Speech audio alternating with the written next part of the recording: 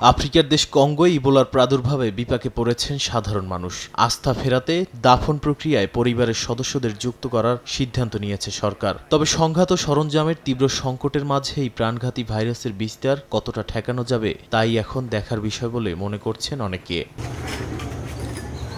সরকারি তথ্যের চেয়ে বাস্তবে মৃত্যুর সংখ্যা বেশি বলে আশঙ্কা করছে চিকিৎসা সেবা সংস্থা এমএসএফ। সংস্থাটি জানায়, সংঘাত কবলিত এলাকাগুলোতে টেস্ট কিটের তীব্র সংকট এবং ল্যাব রিপোর্টের দীর্ঘ বিলম্বে মাঠ পর্যায়ের প্রকৃত চিত্র আড়াল থেকে যাচ্ছে। যেমন নিজি স্বাস্থ্য জোনে 17 জনের মৃত্যু হলেও জাতীয় প্রতিবেদনে উল্লেখ করা হয়েছে মাত্র 1 জনের কথা। তথ্য সংকটের পাশাপাশি প্রতিরোধক দলগুলোকে মোকাবিলা করতে হচ্ছে স্থানীয়দের সহিংসতা। সম্প্রতি মংবলু এলাকায় ইবোলায় মৃত ব্যক্তির লাশ ছিনিয়ে নেওয়ার চেষ্টাকালে পুলিশ কাঁদানে গ্যাস ও ফাঁকা গুলি ছুড়ে ভিড় ছত্রভঙ্গ করে।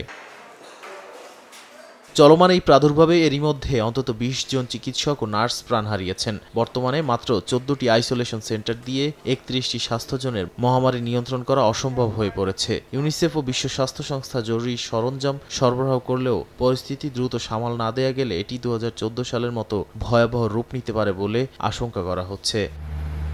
নাদিম মারজান, সময় সংবাদ।